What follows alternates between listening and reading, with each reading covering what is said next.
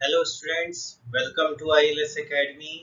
आज हम यहाँ करंट अफेयर्स क्लासेस स्टार्ट करने वाले हैं। और करंट अफेयर्स क्लासेस स्टार्ट करने से पहले कुछ बेसिक चीज़ें हमें समझ लेना बहुत ज़रूरी होगा कि करंट अफेयर्स का रेलेवेंस क्या है, क्यों करंट अफेयर्स ज़रूरी है, और साथ ही साथ करंट अफेयर्स को किस तरीके से यूपीएससी पूछता है या किस तरीके से इसे समझा जाना चाहिए। तो उसके लिए हमने जो बेस उठाया है, जिसके बेसिस पे हम करंट अफेयर्स को समझेंगे आज, वो है हमारा यूपीएससी का प्रीलिम्स 2020 का पेपर। ये इसीलिए किया है क्योंकि लेटेस्ट पेपर है।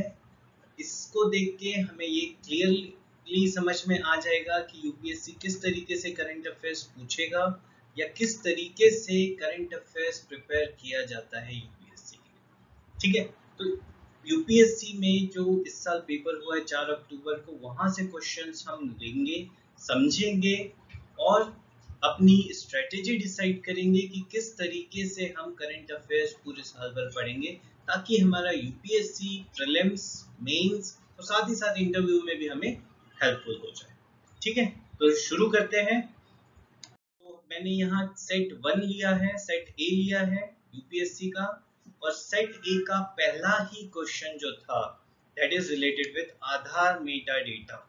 ठीक है, आधार मेटा डेटा फ्रेंड्स पिछले 4 से 5 सालों से कॉन्स्टेंटली ये न्यूज में रहा है, लगातार न्यूज में रहा है। और 2018 में सुप्रीम कोर्ट का जजमेंट आया है आधार रिलेटेड, जिसमें सुप्रीम कोर्ट ने आधार एक्ट जो अमेंड कर किया था गवर्नमेंट ने, उसके कुछ प्रोविजंस को नलीफाई किया, मींस अनकॉन्स्टिट्यूशनल डिक्लेयर किया, असंवैधानिक घोषित किया। और साथ ही साथ जो आधार गवर्नमेंट ने हर चीज के लिए मैंडेटरी कर दिया था, गवर्नमेंट ने, सुप्रीम कोर्ट ने उसे ये कह दिया कि सिर्फ उन्हीं चीजों के लिए आधार रिक्वायर्ड होगा जिसमें पैसा कंसोलिडेटेड फंड ऑफ इंडिया से लग रहा है। ठीक है, तो ये क्वेश्चन पूरी तरीके से करेंटली न्यूज में था, कॉन्स्टेंटली न्यूज में था। और ना सिर्फ सुप्रीम कोर्ट के आधार जजमेंट की वजह से, राइट टू प्राइवेसी का एक बहुत बड़ा डिबेट है कि क्या हमारा आधार डेटा गवर्नमेंट के पास जाना चाहिए, क्या गवर्नमेंट उसे स्टोर करके रख सकती है, और क्या स्टोर करने के बाद किसी थर्ड पार्टी को शेयर कर सकती है या नहीं। ओके, तो उसी के साथ साथ एक नया कॉन्सेप्ट इकोनॉमिक सर्वे में आया था और उसके बाद से कॉन्स्टेंटली न्यूज में है, that is jam Trinity, that is Jan Dhan, Aadhaar and mobile. ये दोस्तों, ये जो जैम ट्रिनिटी है, इट इज अ कॉन्सेप्ट जो आपके बैंक अकाउंट को आधार और मोबाइल से कनेक्ट करके डायरेक्टली जो वेलफेयर स्कीम्स है उसके बेनिफिट्स आप तक पहुंचाएगा। सो constantly news from last 2 years। ठीक है, और उसके बेसिस पे आधार डेटा और आधार मेटा डेटा से जुड़ा हुआ क्वेश्चन करंट अफेयर से पूछा गया। ठीक है, अगले क्वेश्चन की तरफ चलते हैं। अगला क्वेश्चन है, Rajya Sabha has equal powers with Lok Sabha in, means किन मामलों में राज्यसभा के पास लोकसभा के से बराबर अधिकार है। ठीक है, अगर हम प्राइमा फेसी देखें, ऊपरी तौर पे देखें, तो ये क्वेश्चन हमारा पॉलिटी सेक्शन का है। ठीक है, बट किस तरीके से हम इसे एंटिसिपेट कर सकते हैं या किस तरीके से हम करंट अफेयर्स पढ़ते हुए अनुमान लगा सकते हैं कि यूपीएससी पॉलिटी में किस सेक्शन से क्वेश्चन पूछेगा। ठीक है, तो लास्ट कुछ ईयर्स से, 3-4 सालों से रिपीटेडली गवर्नमेंट पे ये एलिगेशन लग रहा है कि गवर्नमेंट राज्यसभा को बाईपास कर रही है, गवर्नमेंट राज्यसभा को बाईपास कर रही है। बहुत सारे बिल्स को मनी बिल डिक्लेयर करके पास करवाया जा रहा है ताकि राज्यसभा से वो डिबेट और डिस्कशन में ना जाए। ठीक है, वो ऐसा इसलिए किया जा रहा था क्योंकि उस समय राज्यसभा में गवर्नमेंट माइनॉरिटी में थी। ओके, और इसी वजह से राज्यसभा की पावर्स, रिस्पॉन्सिबिलिटीज फ्रीक्वेंटली न्यूज में थी। और इसी वजह से ये यूपीएससी ने आपसे क्वेश्चन पूछ लिया कि किन मैटर्स में राज्यसभा के पास लोकसभा के बराबर पावर है। So again another question from polity related with current affairs. Okay, अगले क्वेश्चन पे चलते हैं।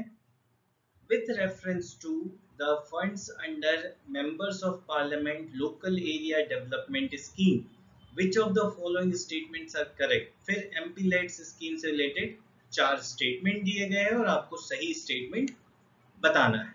ओके, जो एमपी लेड स्कीम है फ्रेंड्स, ये एक ऐसी स्कीम है जिसमें हर मेंबर ऑफ पार्लियामेंट को पर ईयर 5 करोड़ रुपए दिया जाता है, वो अपनी कॉन्स्टिट्यूएंसी में डेवलपमेंटल वर्क में खर्च कर सके। ठीक है, अब ये न्यूज में इसीलिए थी क्योंकि कोरोना वायरस की वजह से जो लॉकडाउन हुआ है, और लॉकडाउन की वजह से जो मेंबर ऑफ पार्लियामेंट है उन पे एक्स्ट्रा एक्सपेंडिचर गवर्नमेंट नहीं कर रही है और उनके एक्सपेंडिचर्स रिड्यूस करके उस पैसे को कोविड-19 को टैकल करने में लगाया जाएगा। ठीक है, सो गवर्नमेंट ऑफ इंडिया ने एमपी लेट्स स्कीम को 2 साल के लिए सस्पेंड किया है, और इस 2 साल में 2 साल के लिए जो सस्पेंड किया गया है इस स्कीम को, उसकी वजह से गवर्नमेंट को 8,000 करोड़ रुपए बचेंगे, और वो 8,000 करोड़ रुपए गवर्नमेंट कोविड-19 को टैकल करने में लगाएगी। सिंपल है, अगर हमें कोई एक्स्ट्रा इमरजेंसी या पेंडेमिक सिचुएशन आती है तो हम क्या करें, या तो हम अपनी इनकम बढ़ाएं ताकि खर्च किया जा सके, और अगर हम इनकम नहीं बढ़ा सकते क्योंकि पेंडेमिक है तो हम क्रिएट नहीं कर सकते ना, इनकम सोर्स नहीं बढ़ा सकते, तो हम क्या करें, हम अपने एक्सपेंडिचर्स रिड्यूस कर ले, और वही एक गवर्नमेंट ने किया है एमपी लेट्स को कर्टेल करके, सस्पेंड करके 2 साल के लिए। ठीक है, तो ये एक बहुत ही इजी टू प्रिडिक्ट क्वेश्चन था कि एमपी लेट से इस साल क्वेश्चन आएगा, और इसी वजह से हमारा जो करंट अफेयर्स का मटेरियल दिया था प्रीलिम्स से पहले, उसमें हमने एमपी लेट स्कीम का जिक्र किया था। ठीक है, तो इजी टू कैच था। ठीक है, अगले क्वेश्चन की तरफ चलते हैं। Consider the following pairs. कुछ इंटरनेशनल एग्रीमेंट्स दिए हुए हैं और वो उसके सब्जेक्ट दिए हुए हैं। ठीक है, तो पहला है अल्मा आटा डिक्लेरेशन, देन हेग डिक्लेरेशन, फिर है तालानोवा डिक्लेरेशन और अंडर 2 कोलिशन। फ्रेंड्स, ये जो एग्रीमेंट्स है ये पिछले 4 से 5 सालों में कॉन्स्टेंटली न्यूज में बने हुए हैं बिकॉज ऑफ वेरियस रीजंस। ठीक है, अब मैं बता भी देता हूं कैसे बने हुए हैं। एग्जांपल, जो अल्मा आटा डिक्लेरेशन है, अल्मा आटा declaration is a health declaration of Kazakhstan, और उसी के बेसिस पे हमने अपनी पहली हेल्थ पॉलिसी बनाई थी। और रिसेंटली इन 2017 हमने जो हमारी हेल्थ पॉलिसी बनाई है, third health policy, that third health policy की वजह से ये अल्मा आटा डिक्लेरेशन फिर से न्यूज में आ गया। ठीक है, Talanoa dialogue is another news which was there. Agreement हुआ है, एक तालानोवा एक प्रोसेस होती है जिसमें जब तक एग्रीमेंट नहीं होता है तब तक वो कॉन्स्टेंटली डायलॉग में इन्वॉल्व होते हैं, that is called as Talanoa dialogue. Okay, और इसी वजह से ये न्यूज में भी थी। Under 2 coalition, again sub national coalition है। सब नेशनल मींस जहां गवर्नमेंट के अंडर काम करने वाले ऑर्गेनाइजेशंस, स्टेट गवर्नमेंट पार्टिसिपेट करते हैं। ठीक है, सो रिपीटेडली ये सारी चीजें हमारे न्यूज़पेपर में कवर थी। तालानोवा हुआ, अल्मा आटा हुआ, या फिर हमारा हेग हुआ, या अंडर 2 कोलिशन। ठीक है, तो अगर हम प्रॉपरली न्यूज़पेपर पढ़ रहे हैं, करंट अफेयर्स पे नजर है हमारी, अपने सराउंडिंग्स पे नजर है कि इंटरनेशनल लेवल पे क्या हो रहा है, तो ये क्वेश्चन हमारे लिए इजी क्वेश्चन हो गया। ओके, अगले क्वेश्चन पे चलते हैं। अगला क्वेश्चन है फ्रेंड्स, गोल्ड ट्रेंच और रिजर्व ट्रेंच ये किससे जुड़ा हुआ है? Okay, so reserve trench is a credit system granted by IMF to its member। अब ये कैसे हमें नजर में रखना है, ये मैं आपको बता देता हूँ। एक इजीली टर्म आपने बहुत सुनी होगी, फ्रीक्वेंटली न्यूज में सुनी होगी, that is SDR, special drawing rights. ये IMF के हर मेंबर के पास एक स्पेशल ड्राइंग राइट्स होते हैं जो बेस्ड होते हैं मेंबर नेशन के कॉन्ट्रीब्यूशंस पर। IMF में हर मेंबर नेशन कंट्रीब्यूट करता है फंड के रूप में, और उस फंड कंट्रीब्यूशन के बदले उसे SDR मिलता है। ठीक है, और उस SDR को के बदले जो भी मेंबर स्टेट है वो लोन ले सकता है खुद भी। ठीक है, और जब अपने SDR के एक्सचेंज में या उसे साथ में रखते हुए जब कोई नेशन लोन अवेल करता है, सो वो फैसिलिटी जो होती है IMF की, that is reserve tranche.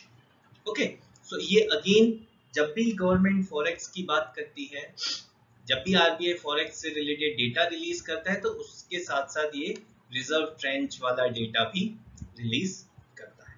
Okay, so ये करंट न्यूज में था, 4 जनवरी के न्यूज़पेपर में था, ठीक है, इसी साल के न्यूज़पेपर में, और ये रेगुलरली न्यूज में रहा है in the form of forex reserve and related terminologies. Okay, अगले क्वेश्चन पे जाते हैं। अगला क्वेश्चन फ्रेंड्स है प्रो न्यूक्लियर ट्रांसफर टेक्नोलॉजी से रिलेटेड। ये एक ऐसी टेक्नोलॉजी है जो अभी इमर्ज हो रही है।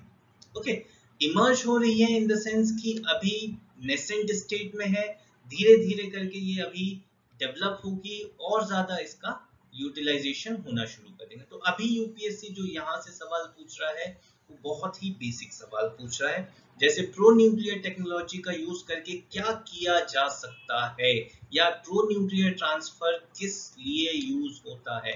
और ये क्यों न्यूज में थी, क्योंकि कुछ साल पहले एक 3 पेरेंट बेबी बर्थ हुआ है यूएस में, ठीक है, और ऐसा ही एक और अटेम्प्ट किया जा रहा है स्पेन में, जहां एक बेबी बर्थ लेगा जिसके 3 पेरेंट्स होंगे। और यही एक कॉन्सेप्ट स्टूडेंट्स डिजाइनर बेबी के कॉन्सेप्ट को लेकर आता है। डिजाइनर बेबी मींस कि एक पर्टिकुलर टाइप ऑफ टेक्नोलॉजी का यूज करके, जीन एडिटिंग जिसे हम कहते हैं, उसका यूज करके जो बेबी ऑफस्प्रिंग होगा उसमें एक पर्टिकुलर टाइप की कैरेक्टरिस्टिक्स डेवलप करना, that is designer baby. Okay, तो जीन एडिटिंग कॉन्स्टेंटली न्यूज में था। लास्ट ईयर क्रिस्पर से रिलेटेड सवाल पूछा था जो कि जीन एडिटिंग टेक्निक है, ठीक है। इस साल उससे थोड़ा और आगे बढ़ते हुए यूपीएससी ने प्रो न्यूक्लियर ट्रांसफर पूछा है। और इसी के साथ इसका जो अगला क्वेश्चन है जो यूपीएससी ने पुट किया है, that is genetic changes, again gene editing, ठीक है। जैसा मैंने कहा था शुरू में, अभी कहा थोड़ी देर पहले, कि ये एक इमर्जिंग टेक्नोलॉजी है और इसके नए नए डायमेंशन सामने आ रहे हैं, ठीक है। और वही नए नए डायमेंशंस जो सामने आ रहे हैं कॉन्स्टेंटली न्यूज में है, टेक्नोलॉजिकल डेवलपमेंट में न्यूज में है, वहीं से यूपीएससी आपके क्वेश्चन पूछ रहा है, ठीक है। जैसे a person's genome can be edited before birth at the early embryonic state, genetic changes can be introduced in the cells that produce eggs or sperms of a prospective parent, human induced pluripotent stem cells can be injected into the embryo of a pig।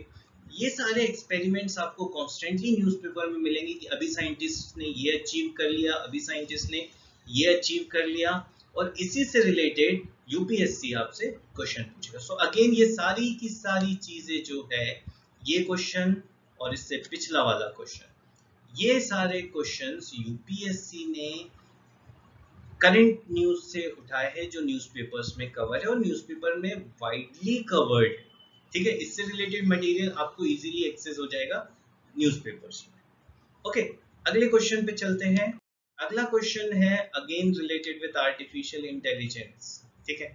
फिर आपने बहुत सुना है इसे frequently, artificial intelligence के बारे में, ठीक है। बट यूपीएससी ने यहाँ आपसे ये नहीं पूछा आर्टिफिशियल इंटेलिजेंस क्या है, क्योंकि इससे रिलेटेड सवाल पिछले सालों में पूछे जा चुके हैं कि क्या है, कैसे है। जैसे लास्ट टू लास्ट ईयर पूछा था आईओटी से रिलेटेड सवाल, इंटरनेट ऑफ थिंग्स से रिलेटेड सवाल। इस साल यूपीएससी ने कहा कि आपका आर्टिफिशियल नॉलेज, आर्टिफिशियल इंटेलिजेंस का नॉलेज हमें पता है, अब हमें ये बताओ कि प्रेजेंट स्टेट में आर्टिफिशियल इंटेलिजेंस क्या क्या कर सकता है, ठीक है। और वही आपका जनरल अवेयरनेस जो है आपकी सराउंडिंग को लेकर, वो यूपीएससी ने यहाँ टेस्ट किया है कि ये बताओ कि इनमें से क्या चीजें हैं जो आर्टिफिशियल इंटेलिजेंस आज की डेट में कर सकता है। क्या ब्रिंग इलेक्ट्रिसिटी कंजम्पशन कम कर सकता है, क्या मीनिंगफुल स्टोरीज क्रिएट कर सकता है, क्या डिसीज डायग्नोसिस कर सकता है, क्या टेस्ट को स्पीच में कन्वर्ट कर सकता है, या फिर wireless transmission of electrical energy कर सकता है, ठीक है। तो यही सारी चीजें यूपीएससी ने पूछी है, फ्यूचर से रिलेटेड नहीं पूछा है, पूछा ये है कि आज क्या कर सकता है। तो यहाँ आपको ये रेगुलरली अपने आप को अपडेट रखना होगा कि आर्टिफिशियल इंटेलिजेंस ने अभी तक क्या क्या चीजें कवर कर ली है और क्या क्या चीजें कवर करने की ओर अग्रसर है।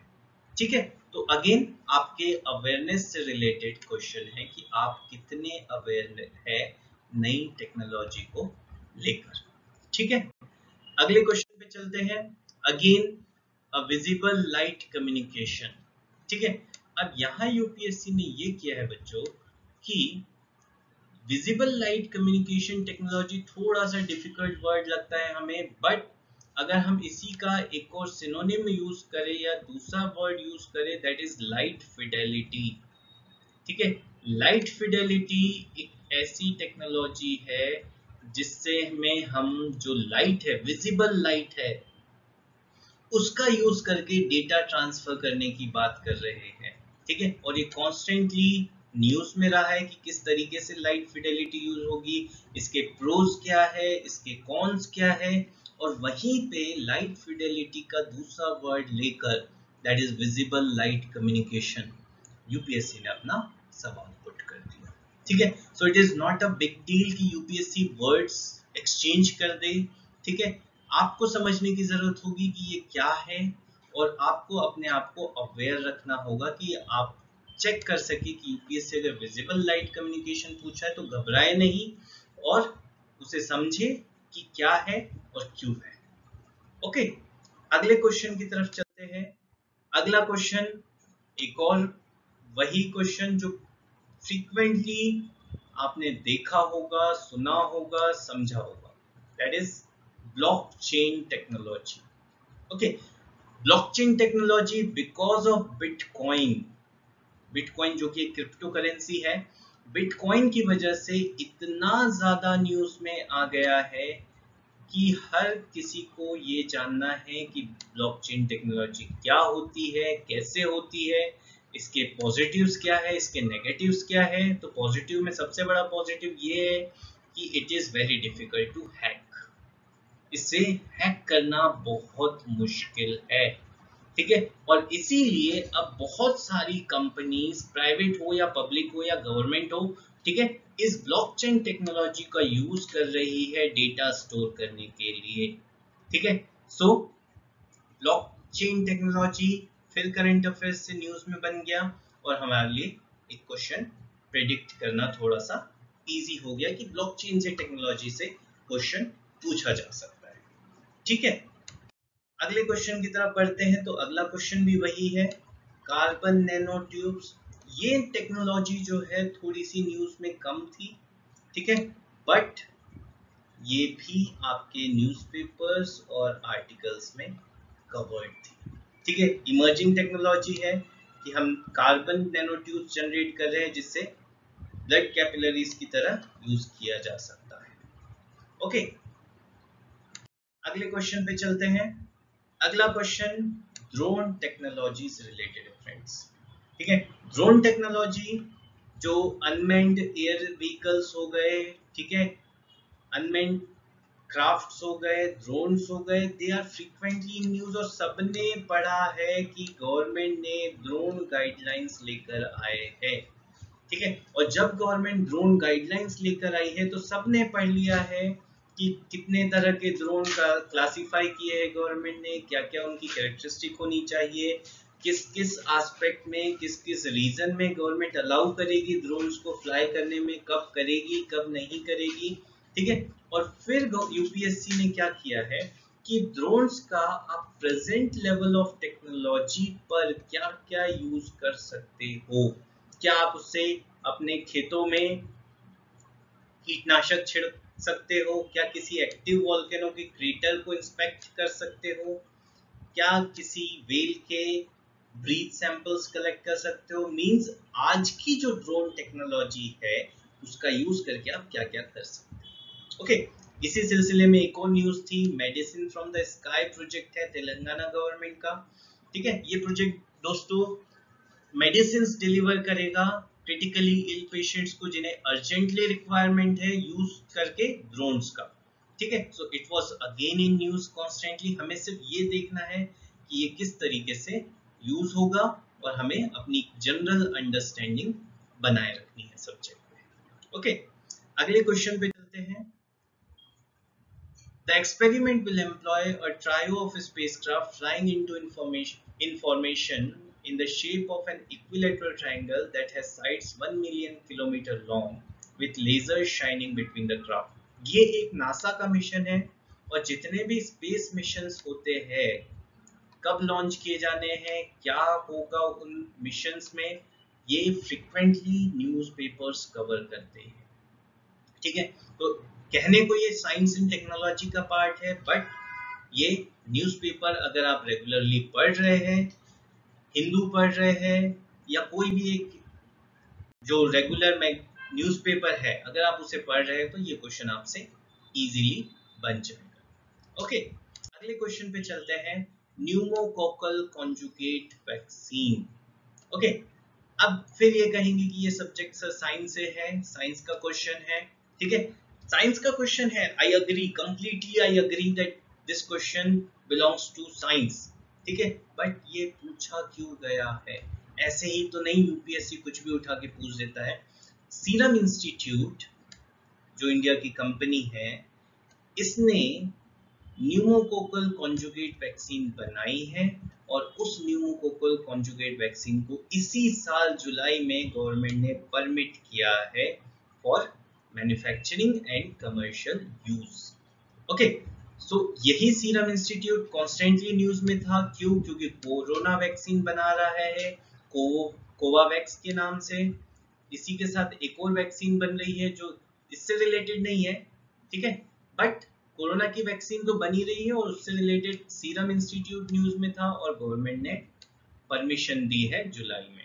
ठीक है, सो ऑब्वियसली ये न्यूज़पेपर्स में कवर किया गया है और न्यूज़पेपर रीडिंग और करंट अफेयर से ये क्वेश्चन भी हमारा क्लियर हो जाएगा और हमारा बन जाएगा। इजीली हम अटेम्प्ट कर पाएंगे अगर हम करंट अफेयर्स पढ़ रहे हैं रेगुलरली तो। ओके, अगले क्वेश्चन पे चलते हैं। अगला क्वेश्चन है वेस्ट टेक्सास इंटरमीडिएट। फिर से स्टूडेंट्स, जब आप लॉकडाउन में घरों में थे, आप न्यूज़ देख रहे थे, न्यूज़ पढ़ रहे थे, वहां पर एक चीज आई थी कि क्रूड ऑयल के प्राइस सडनली नेगेटिव टेरिटरी में पहुंच गए। ठीक है, और इस नेगेटिव टेरिटरी में पहुंचने का रीजन ये था कि लॉकडाउन हर देश में लगा था, लगभग सारे देशों में लगा था जहां कोविड फैल रहा था, और जिसकी वजह से जो पेट्रोलियम प्रोडक्ट्स का जो कंजम्पशन है वो ड्रास्टिकली रिड्यूस हो गया, जिसकी वजह से मार्केट में क्रूड ऑयल का जो प्राइसेस है वो नेगेटिव टेरिटरी में पहुंच गए। ठीक है, और उसी वजह से ये वेस्ट टेक्सास इंटरमीडिएट न्यूज में था और यूपीएससी ने क्वेश्चन पुट किया है। ओके, अगले क्वेश्चन पे चलते हैं।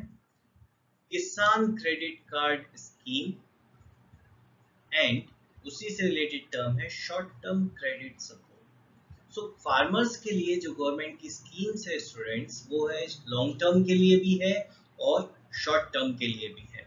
ठीक है, और आपको अगर याद होगा तो जब आत्मनिर्भर भारत पैकेज लॉन्च किया हमारी फाइनेंस मिनिस्टर निर्मला सीतारमन जी ने कोविड के लिए, Covid as a Covid relief package, तब उसमें किसान क्रेडिट कार्ड में जितनी स्कीम्स थी उसके अंतर्गत फायदे जितने भी किसानों को हो रहे थे उसे और ज्यादा एक्सटेंड किया गया।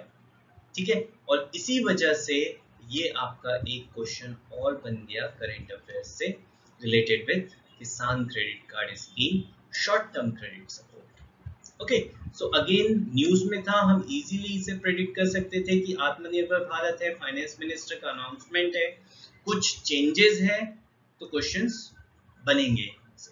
ओके, अगले क्वेश्चन पे चलते हैं। अगला question related with MSP. MSP students हर कोई जानता है कि क्या होता है, बट फिर भी ये न्यूज में क्यों है? ठीक है, इसके पीछे वजह ये है कि गवर्नमेंट ने अभी तीन लेजिस्लेशंस लाए हैं, 3 विधेयक लेकर आई है गवर्नमेंट, जिसमें ये कहा गया है कि कॉन्ट्रैक्ट फार्मिंग अलाउ किया जाएगा, फार्मर अपने जो प्रोड्यूस है उसे मंडीज के बाहर भी बेच सकेगा और प्राइवेट मंडीज का भी कॉन्सेप्ट इमर्ज होने की बात की जा रही है। और ये सारी जो लेजिस्लेशन है या जो विधेयक है, वो जो 3 ऑर्डिनेंस लाए गए थे लॉकडाउन पीरियड में ही फिर से उसे रिप्लेस करेंगे, और इसके लिए प्रोटेस्ट भी हो रहे हैं। बट उसकी वजह से एमएसपी वाला जो हमारा न्यूज है वो न्यूज़पेपर्स में कवर कर रही थी कि क्या परमुटेशंस होंगे इन लेजिस्लेशंस के, मतलब क्या पॉजिटिव इम्पैक्ट होंगे, क्या नेगेटिव इम्पैक्ट होंगे, क्या गवर्नमेंट एमएसपी को हटा रही है, क्या किसानों को इससे नुकसान होगा। ये बहुत सारी बातें चर्चा में चल रही थी न्यूज़पेपर्स में, टीवी डिबेट्स में, जब इन 3 लेजिस्लेशंस या 3 विधेयकों के बारे में चर्चा हो रही थी। ओके, सो इसी वजह से ये हमारा एक क्वेश्चन न्यूज में था और यूपीएससी ने इसे पूछा। ओके, अगले क्वेश्चन पे चलते हैं। इंडियन एलिफेंट्स के बारे में क्वेश्चन है, और ये क्वेश्चन सीधे सीधे हम ये कहेंगे कि ये क्वेश्चन हमारा है एनवायरनमेंट से रिलेटेड। ओके, बट यूपीएससी ने एलिफेंट ही क्यों पूछा, कोई और एनिमल क्यों नहीं पूछा? इसके पीछे रीजन ये है दोस्तों कि आपको याद होगा कि लॉकडाउन पीरियड में केरला का एक इंसिडेंट है जो बहुत ज्यादा वायरल हो गया था सोशल मीडिया पे, जिसमें यह हुआ था कि एक प्रेग्नेंट फीमेल एलिफेंट को बारूद से भरा हुआ अनानास खिलाया गया था कुछ उपद्रवी लोगों द्वारा, जिसकी वजह से वो प्रेग्नेंट एलिफेंट बहुत ज्यादा परेशान रही और फाइनली उसकी डेथ हो गई। और ये एक सोशल मीडिया कैंपेन स्टार्ट हो गया था एनिमल वेलफेयर को लेकर, बहुत सारी चीजों को लेकर, ठीक है। तो उसी से जुड़ा हुआ यूपीएससी ने आपसे क्वेश्चन पुट कर लिया। तो यूपीएससी इस क्वेश्चन को देने का मतलब ये है फ्रेंड्स कि यूपीएससी सिर्फ ये नहीं चाहता कि आप किताबी नॉलेज रखें, वो ये चाहता है कि अगर आप कोई इंसिडेंट देख रहे हैं, उसे समझ रहे हैं, तो फिर उससे जुड़ी हुई चीजें आप कलेक्ट कर लें, ठीक है। तो फीमेल एलिफेंट थी, यहाँ पे इंडियन एलिफेंट से रिलेटेड सवाल पूछ लिया कि क्या the leader of an elephant group is a female और not, the maximum gestation period can be 22 months, an elephant can normally go on calving till the age of 40 years और not, ठीक है। Among the states in India the highest elephant population is in Kerala, ठीक है। Means जो incident आप देख रहे हैं as a social media viral post, एक यूपीएससी एस्पिरेंट को उसे समझना पड़ेगा और उसे अपने एग्जाम से कनेक्ट अगर वो कर पा रहे हैं कि यहाँ से क्वेश्चन बन सकता है, तो उसे उस चीज को पकड़ना होगा और वहां से जो क्वेश्चन बन सकता है वो एक्सपेक्टेड क्वेश्चन पुट करना होगा। ओके, तो ये आपका क्वेश्चन जो था ये आपकी अवेयरनेस और आपकी लाइफस्टाइल से रिलेटेड क्वेश्चन था कि ऐसा नहीं कि कहीं ऐसा तो नहीं आपने अपने आप को घर में बंद कर लिया है लॉकडाउन पीरियड में कि अब तो मुझे यूपीएससी की तैयारी करनी है, सिंसियरली बाहर जा नहीं सकता, तो मैं अपने आप को घर में बंद कर लेता हूँ, सोशल मीडिया से ऑफ, ठीक है, दोस्तों से ऑफ, और सिर्फ किताबें रट रहा हूँ करंट अफेयर्स। ओके, सो वहां से फिर आपका बनेगा नहीं प्रॉपरली, ठीक है। तो इसीलिए ये एक क्वेश्चन आपसे पूछा गया। अगले क्वेश्चन पे चलते हैं। रूरल रोड कंस्ट्रक्शन से रिलेटेड एक क्वेश्चन है जिसमें पूछा है यूपीएससी ने कि इनमें से कौन सी चीजों को या टेक्नोलॉजी को यूज करके कार्बन फुटप्रिंट रिड्यूस किए जा सकते हैं। ओके, जैसे मैंने तालानोवा वाले क्वेश्चन में भी आपसे कहा कि रिपीटेडली क्लाइमेट चेंज न्यूज में है, और उसी वजह से यूपीएससी ने आपसे फिर से ये पूछा है कि इनमें से क्या यूज करके हम कार्बन फुटप्रिंट रिड्यूस कर सकते हैं, particularly related with rural road construction. यहाँ ध्यान देने वाली बात यह है कि कार्बन फुटप्रिंट सीधे सीधे नहीं पूछा है, यूपीएससी ने पूछा है कि कैसे आप रूरल रोड कंस्ट्रक्शन में कार्बन फुटप्रिंट रिड्यूस करेंगे। और इसी से रिलेटेड एक न्यूज ये चल रही थी कि जियो टेक्सटाइल्स को यूज किया जाएगा प्रधानमंत्री ग्राम सड़क योजना के अंतर्गत, जो गांव में सड़कें बनेगी उसमें कॉयर जियो टेक्सटाइल यूज किया जाएगा। और कॉयर जियो टेक्सटाइल यूज करने का मतलब ये है कि उसका कार्बन फुटप्रिंट रिड्यूस होगा। तो इसीलिए ये आपका रेगुलर जो न्यूज़पेपर्स थे उससे रिलेटेड आपका ये क्वेश्चन है। अगले क्वेश्चन पे चलते हैं। Coal ash, coal fired power plants that is thermal power plant, ठीक है, और high ash content. Fly ash और कोल का जो न्यूज है वो हमारे न्यूज में तो फ्रिक्वेंटली रहा ही है, और फ्लाई ऐश के यूटिलाइजेशन को लेके गवर्नमेंट पॉलिसी रेगुलरली अपनी पॉलिसी अपडेट करती चल रही है। महाराष्ट्र पहला स्टेट है जिसने एक पॉलिसी निकाली है how to utilise fly ash, और उसके बाद बहुत सारे स्टेट ने अपनी फ्लाई ऐश यूटिलाइजेशन पॉलिसी लेकर आए। तो ये फिर से एक न्यूज में था कि ये एक और पॉल्यूटेंट भी है फ्लाई ऐश, और क्या क्या चीजें होती है फ्लाई ऐश में, वही यूपीएससी ने आपसे पूछा है। तो अगर आप कॉन्स्टेंटली न्यूज़पेपर पढ़ रहे हैं, पॉलिसीज पढ़ रहे हैं गवर्नमेंट की रिलेटेड विद एनवायरमेंट, तो ये क्वेश्चन आपसे बनेगा। ओके, अगला क्वेश्चन बायोचार।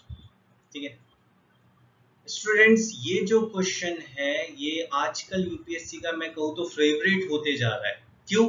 क्योंकि पिछले 4 से 5 सालों में यूपीएससी ने इसे 2 से 3 बार पूछ चुका है। ये थर्ड टाइम है शायद से जो यूपीएससी ने इसे पूछा है। पहले सिर्फ ये पूछा था कि बायोचार होता क्या है, अब बायोचार का फार्मिंग में यूज पूछ लिया। क्यों? क्योंकि पहले जब नया नया आया था तो पूछा क्या है, अब जब समझ में आ गया कि क्या है तो उसके यूजेस से रिलेटेड सवाल पूछ रहा है, क्या कहाँ यूज कर सकते हैं। और हमारा लास्ट ईयर 2019 में municipal solid waste disposal policy भी आई है जिसमें फिर बायोचार की बात की गई है।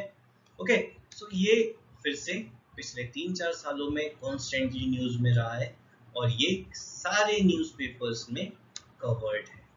ओके, अगले क्वेश्चन पे चलते हैं। ये स्टूडेंट्स एक सीधा सीधा क्वेश्चन है करंट अफेयर्स से। कैसे? क्योंकि national policy on biofuels government की स्कीम है। गवर्नमेंट ने पूछा है कि इनमें कौन कौन सी जो प्रोडक्ट्स है इनमें से किसे रॉ मटेरियल के रूप में यूज किया जा सकता है फॉर प्रोड्यूसिंग बायोफ्यूल। ओके, तो बायोफ्यूल बनाने के लिए इनमें से किन किन चीजों का यूज किया जा सकता है ये यूपीएससी ने आपसे पूछा, और national policy biofuel current news में फ्रीक्वेंटली रही है। ओके, अगले क्वेश्चन पे चलते हैं। सोलर वाटर पंप्स, आप सभी ने पढ़ा होगा कुसुम योजना। ठीक है, कुसुम योजना क्या है? जहां हम फार्मर्स को grid connected solar energy generate करने का मौका दे रहा है अपने हाउस होल्ड रिक्वायरमेंट्स के लिए और साथ ही साथ एग्रीकल्चर रिक्वायरमेंट्स के लिए, जहां डीजल जेनसेट्स जो है, डीजल पंप्स जो है उसे रिप्लेस किया जाएगा सोलर पावर से। ठीक है, तो ये तो हुई कुसुम योजना। उसी के साथ अगर हम थोड़ा सा और इस योजना में डिटेल में जाए तो हमें सोलर पावर पंप्स के बारे में पता चलेगा। ठीक है, तो ये भी एक जो क्वेश्चन है ये हमारा नेशनल सोलर मिशन और कुसुम योजना से कनेक्टेड हमारा करंट अफेयर्स का क्वेश्चन है। ओके, तो अब हम देखते हैं कि हमें किस तरीके से करंट अफेयर्स को अप्रोच करना होगा। तो स्टूडेंट्स, करंट अफेयर्स हमें ये चीज समझ लेनी होगी, it is not last month mugging. ये नहीं करना है कि एग्जाम से 1 महीना पहले, 1.5 महीना पहले करंट अफेयर्स के नोट्स ले आए और उसे रटना शुरू कर दे। क्योंकि अगर हम ऐसा करते हैं तो हमें करंट अफेयर्स के सेक्शन से सिर्फ 2 क्वेश्चन यूपीएससी में हमारे बन पाएंगे, जैसे प्रीलिम्स में हो पाया है।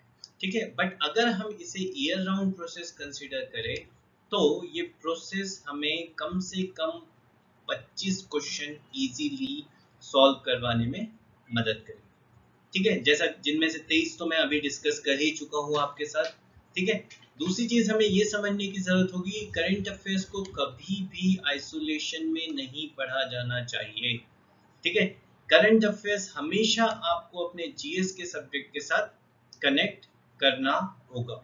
ठीक है, जीएस के सब्जेक्ट के साथ कनेक्ट करने का मतलब ये है कि जब आप कोई भी न्यूज पढ़े तो उसे अपने हिस्ट्री, ज्योग्राफी, पॉलिटी, एनवायरनमेंट से कनेक्ट करें कि ये किस तरीके से इन सब्जेक्ट से कनेक्ट है और किस तरीके से यूपीएससी यहाँ से क्वेश्चन पुट कर सकता है।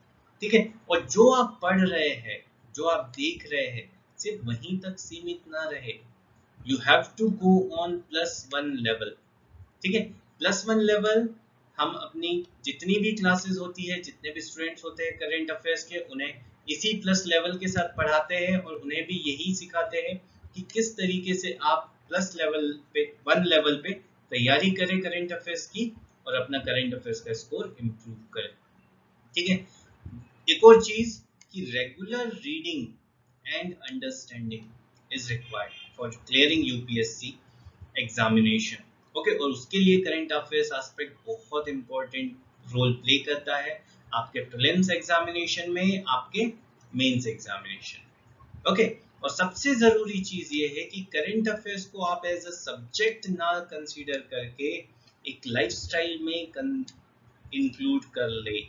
ठीक है, मींस जैसे वो हमने फीमेल एलिफेंट वाला एग्जांपल देखा था कि कैसे वो हमारी regular day to day life का एक इंसिडेंट है जिसे यूपीएससी ने क्वेश्चन में पुट कर लिया है। तो इसी तरीके से हमारे जो डे टू डे लाइफ का जो इंसिडेंट्स है, हमें उन्हें देखना होगा, समझना होगा, और सबसे बड़ी चीज ये कोशिश करनी होगी कि यहाँ से यूपीएससी किस तरीके से क्वेश्चन पुट कर सकता है।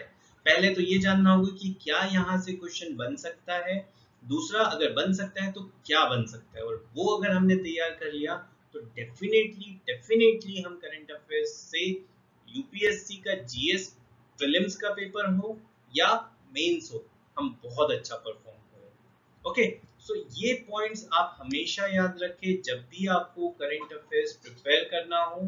ठीक है, करंट अफेयर्स किस तरीके से पढ़ना चाहिए, ये बहुत इंपॉर्टेंट पॉइंट्स है, खासकर यूपीएससी एग्जामिनेशन को लेकर। ठीक है, अब एट लास्ट हम किस तरीके से आपको करंट अफेयर्स पढ़ाएंगे, या हमारा जो करंट अफेयर्स का प्रोग्राम है उसका स्टडी प्लान क्या है। ओके, सो सबसे इंपॉर्टेंट चीज है कि हर एग्जाम की जरूरत है, जैसे मैंने जो क्वेश्चंस डिस्कस किए हैं उसमें आपको यही समझा है कि यूपीएससी जो क्वेश्चन पुट करता है it is somewhere related with what, क्या, कैसे, कौन, कब, कहां। ठीक है, ये कुछ ऐसे क्वेश्चन है जो हर न्यूज पढ़ते टाइम, हर न्यूज देखते टाइम हमें अपने दिमाग में रिमाइंड करना चाहिए कि ये है तो क्यों है, यही क्यों है, और ये कब है, कहां है और कैसे है। ठीक है, और अगर हम ये चीजें करते चलेंगे तो हमारा करंट अफेयर्स इजीली प्रिपेयर होते चलेगा, और उन न्यूज को हम अपने पॉलिटी से कनेक्ट करेंगे, इंटरनेशनल रिलेशन से कनेक्ट करेंगे, इकोनॉमी से कनेक्ट करेंगे, एनवायरनमेंट एंड इकोलॉजी से कनेक्ट करेंगे, साइंस एंड टेक्नोलॉजी से कनेक्ट करेंगे, और कुछ मिसलेनियस न्यूज जो होगी कमिटीज से रिलेटेड, समिट्स, अवार्ड्स। ठीक है, हालांकि यूपीएससी इससे रिलेटेड सवाल कम ही पूछता है, बट जैसा मैंने कहा +1, ठीक है, that strategy of +1 is very important students for preparing for current affairs। याद रखें कि करंट अफेयर्स में अगर आप +1 पे नहीं जा रहे हैं, ठीक है, प्रीलिम्स के लिए तो बहुत मुश्किल है, और मेंस के लिए अगर आप +2 पर नहीं जा रहे हैं तो मेंस तो आपका होगा, ठीक है, बट बहुत अच्छा नहीं होगा। और अगर आप मेंस के लिए +2 तक चले गए तो मेंस में आपसे अच्छे आंसर कोई नहीं लिखेगा, दैट इज माय एश्योरेंस। ठीक है, सो वही स्ट्रेटेजी के साथ हम करंट अफेयर्स करेंगे +1 लेवल, और जहां जरूरत होगी हम +2 लेवल पर जाएंगे। ठीक है, यहाँ आपको वीकली लाइव क्लासेस मिलेगी जहां मैं आपकी क्लास लूंगा। ठीक है, साथ ही साथ हम करंट न्यूज और इवेंट्स को स्टैटिक पोर्शन से कनेक्ट करेंगे। जैसा मैंने कहा कि यूपीएससी वही काम करेगा, आपकी करंट न्यूज को स्टैटिक से कनेक्ट करेगा, वही हेल्प हम यहाँ करेंगे। जो करंट न्यूज है उसे कैसे कनेक्ट करना है, किस तरीके से कनेक्ट करना है, ये मैं करवाऊंगा, और साथ ही साथ +1 लेवल पर भी हम चलेंगे, और जरूरत पड़ी तो हम +2 लेवल पर भी जाएंगे। ठीक है, साथ ही साथ इस प्रोग्राम में आपको एक रेगुलर टेस्ट सीरीज अवेलेबल होगी। ठीक है, मतलब जो हम करंट अफेयर्स पढ़ेंगे इस हफ्ते, अगले हफ्ते उसका टेस्ट ले लेंगे। ठीक है, या फिर 2 वीक का टेस्ट करंट अफेयर्स मर्ज करके एक टेस्ट ले लेंगे। ठीक है, साथ ही साथ जो भी आपकी लाइव क्लासेस होगी उसके रिवीजन के लिए आपको रिकॉर्डेड लेक्चर्स भी प्रोवाइड कर दिए जाएंगे।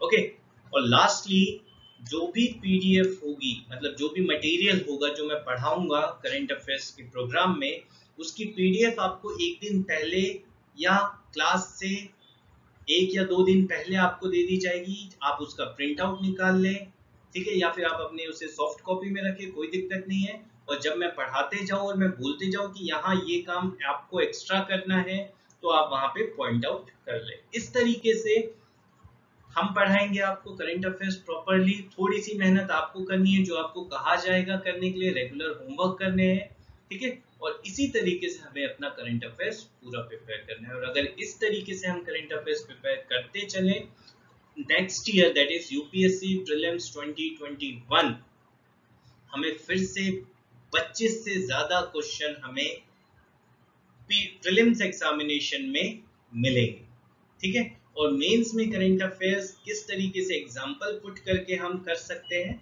वो हमारा एक अलग से प्रोग्राम होगा। फिलहाल ये प्रोग्राम हमारा मेनली फोकस करेगा यूपीएससी के प्रीलिम्स एस्पेक्ट पर, ठीक है, बट हम इसमें पूरा साल भर आपको करंट अफेयर्स कवर करेंगे। ओके, अगर आपको कोई भी क्वेरी है इस प्लान से रिलेटेड, अगर आपको जानना है इसके बारे में और जानकारी लेनी है, तो आप हमें कॉल कर सकते हैं। नंबर आपकी स्क्रीन पर शो है, ठीक है। साथ ही साथ अगर आप हमारे इस प्लेटफॉर्म से जुड़ना चाहते हैं, तो आप हमारे टेलीग्राम चैनल ज्वाइन कर सकते हो, ठीक है। आप इसे में रजिस्टर करवा सकते हैं। साथ ही साथ आप हमें फेसबुक पर फॉलो भी कर सकते हैं, ठीक है। Okay friends, thank you. Next week से हम करंट अफेयर्स की classes with study material start करेंगे। Okay, thank you.